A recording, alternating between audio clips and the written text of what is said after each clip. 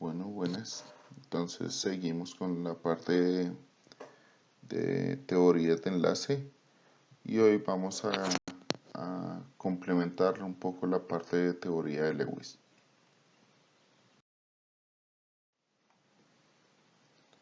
Entonces recordemos que nosotros estamos trabajando con modelos, ¿cierto? Para representar lo que es a grandes rasgos el sistema real, ¿no? El sistema que nosotros tenemos en el mundo físico. Y estamos comenzando a ver estos tres grandes bloques de teorías de enlace. Y la clase pasada estábamos con la teoría de Lewis y vimos cómo es que se representan las estructuras de Lewis, cómo se forman. Ahora lo que nos queda ver es que la teoría de Lewis, así como la hemos presentado hasta el momento, es bastante burda. ¿Por qué? Porque nosotros la estamos representando en un plano, con un sistema bidimensional. Pero nuestro sistema real está en tres dimensiones. Entonces, como estaba en tres dimensiones, nosotros esta teoría de Lewis la tenemos que complementar con algo más para que nos dé una idea de la parte de geometría molecular. Entonces, la parte de geometría molecular va a estar complementada con otra teoría chiquita que no aparece en estos tres grandes bloques, pero que sí está dentro de la teoría de Lewis, que es la teoría de repulsión de pares electrónicos. Entonces, ¿en qué consiste la teoría de repulsión de pares electrónicos de valencia o de la capa de valencia? Esto sería como sus siglas en español, pero se conoce más por sus siglas en inglés, que es Valence Shell Electron Pair Repulsion Theory o BSPEPR. ¿Listo? Esto se conoce también en español bastante. Entonces, ¿en qué se basa? Como ven, se basa en la repulsión electrostática de los pares electrónicos que se encuentran alrededor del átomo central. ¿Listo? Y ese átomo central pues va a generar una estructura o una configuración en tres dimensiones. Por eso es tan importante saber dibujar muy bien y representar muy bien las estructuras de Lewis para tener una buena representación a nivel estructural o geometría molecular de las moléculas en tres dimensiones. ¿Por qué? Porque si no sabemos cuántos electrones libres, pares electrónicos libres quedan alrededor de la molécula, del átomo central, perdón, pues no vamos a poder generar una estructura en las tres dimensiones. ¿Listo? Entonces, ¿en qué se basa esta teoría? En que como los electrones son cargas negativas y ellos van a estar alrededor de un punto central que es el átomo central, pues ellos van a querer, ellos solo sienten atracción hacia ese núcleo por medio de ¿qué? Que lo hemos hablado, por medio de las propiedades electrónicas de ese átomo central, bien sea la electronegatividad o las otras propiedades electrónicas como electroafinidad. ¿Listo? Entonces, pero a medida que se acercan, esos electrones van a querer repelerse entre sí. ¿Listo? Entonces, como van a querer repelerse entre sí, pues hacia dónde tenderá el sistema?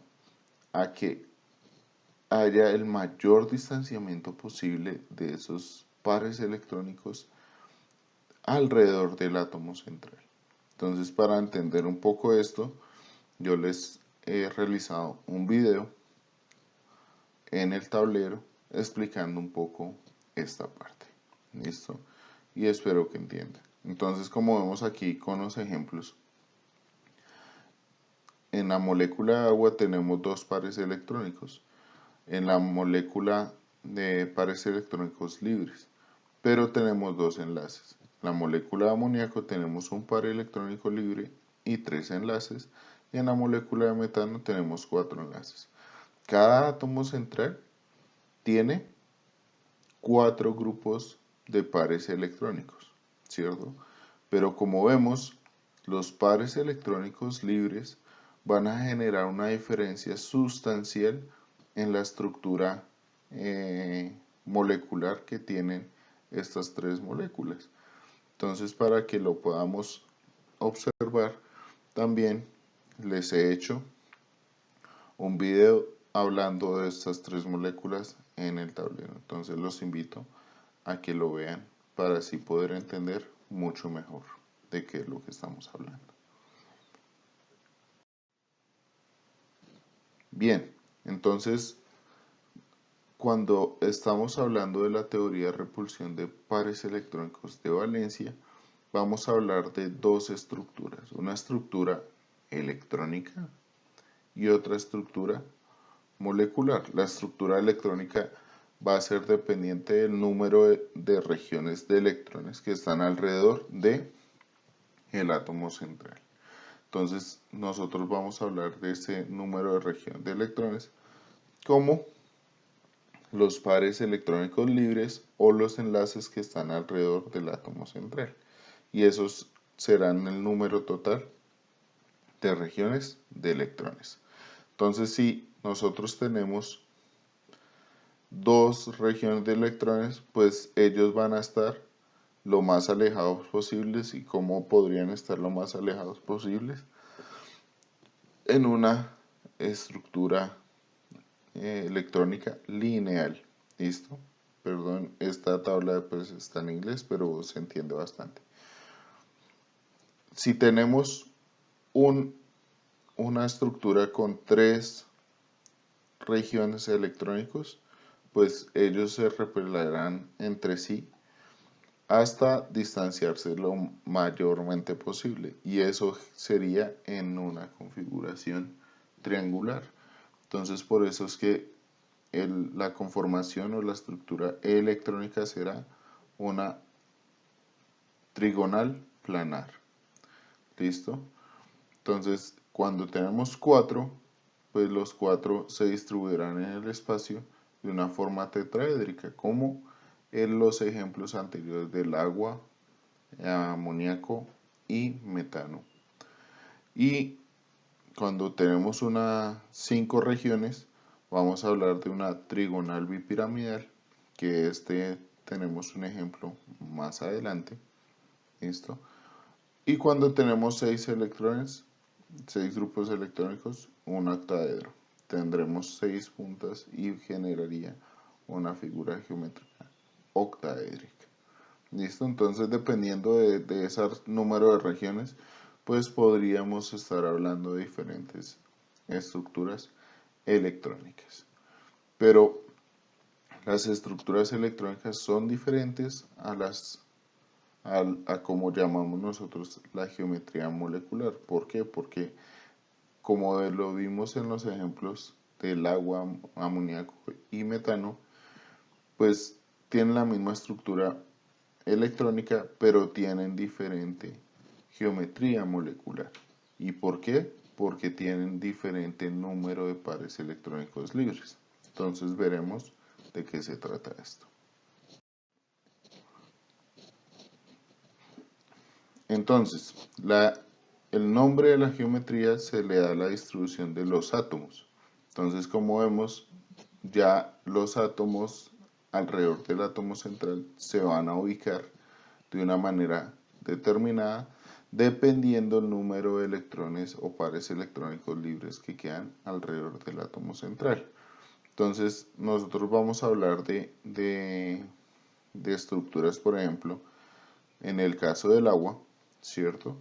Nosotros tenemos estructuras, una estructura angular por los 2 pares electrónicos libres que tiene el agua. Aquí encontramos el ozono, que ya lo habíamos hablado en la clase pasada. El ozono, si se acuerdan, tiene el átomo de oxígeno tiene un par electrónico libre en el átomo central. esto generaría que tuviera 3 grupos de electrones alrededor de ese oxígeno. Por lo tanto, va a generar una estructura doblada.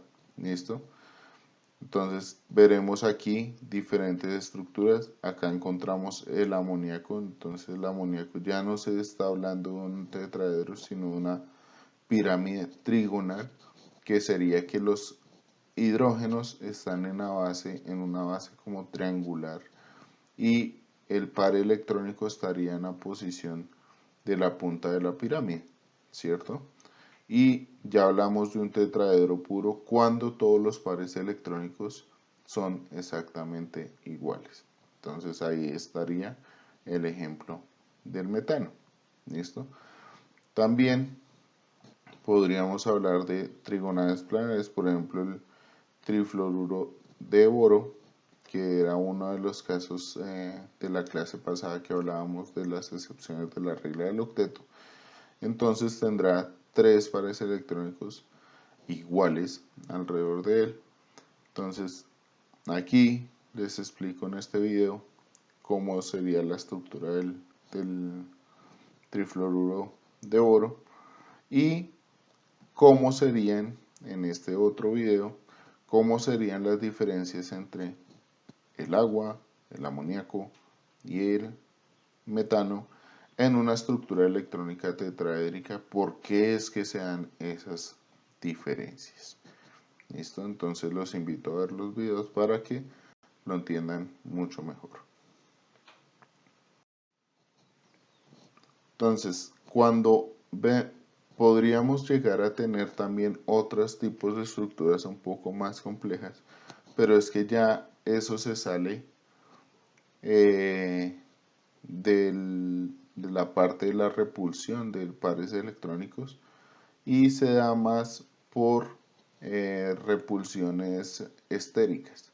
Estéricas, que es de grupos voluminosos alrededor del átomo central. Entonces, si tenemos grupos más voluminosos que empiezan ya su nube electrónica también a repelerse entre sí alrededor del átomo central, pues van a generar distorsiones en estas estructuras. Entonces lo encontramos, por ejemplo, aquí. En este caso tenemos 5 grupos alrededor del átomo central. ¿Listo? Pero entonces este es el átomo de antimonio, y este pH es un grupo organometálico que se conoce como el fenilo, y el fenilo es nada más y nada menos que el benceno radical. ¿Listo? Pero eso es un tema del curso de la inorgánica 2. Entonces, como es el benceno es un grupo voluminoso que tiene una estructura electrónica determinada con este anillo aromático. Entonces él va a generar una distorsión en la estructura que debería ser trigonal bipiramidal. Y como genera esa distorsión, el adicional con su nube electrónica va a generar una estructura piramidal de base cuadrada, que quiere decir que 4 de los grupos estarán como siendo la base de una pirámide, y uno de los grupos sería la punta de esa pirámide y generaría esa distorsión. ¿Listo? Entonces ahí veríamos que tendríamos otro tipo de estructuras con efectos diferentes debido al volumen que tienen los grupos alrededor del átomo central, que generan efectos estéricos considerables. Listo. Entonces también podríamos llegar a tener casos como estos, en que tengamos 5 grupos, pero de los 5 grupos podríamos tener una distribución asimétrica dependiendo de las regiones donde se encuentren. Entonces, en el caso del trigonal bipiramidal hay 2 posiciones que se diferencian, y es una posición ecuatorial y una posición axial. Entonces, en una trigonal bipiramidal tenemos tres posiciones ecuatoriales, en las cuales se ubican como en un plano que genera un triángulo. Por eso se llama trigonal. ¿Listo? Y dos posiciones axiales que son como si fueran las puntas de la pirámide. Entonces, en este caso, vamos a tener diferencias en esos ángulos. ¿Listo? En los ángulos que hay entre las interacciones entre los enlaces y los pares electrónicos. Entonces, ¿cómo podemos definir esto? Tal cual lo definimos en el ejemplo, en los ejemplos que les puse en el video entre el agua, el amoníaco y el metano. Entonces vamos a mirar la fuerza de repulsión electrostática, cómo nos va a definir cuál estructura sería más estable y por qué. Entonces, nosotros vamos a hablar de estabilidad de las estructuras cuando hay repulsiones, cuando hay la menor cantidad de repulsiones de mayor energía. ¿Listo? Entonces, ¿cuál es la repulsión electrostática de mayor energía? Tal cual lo hablaba en el video del agua, amoníaco y metano. La de mayor energía es cuando tenemos dos pares libres interactuando entre ellos. ¿Por qué? Porque ellos van a estar más cercanos entre sí. ¿Listo? Después seguiría el par electrónico libre con un enlace y por último sería la interacción enlace-enlace. Entonces, para determinar cuál sería la configuración electrónica o la geometría más estable, sería la que presenta menos interacciones más fuertes. Entonces, en este caso, vamos a quedar con la interacción más fuerte que podría presentarse en esta estructura si tenemos solo un par electrónico de cuatro sustituyentes. Entonces vendría a ser la que está en la posición ecuatorial.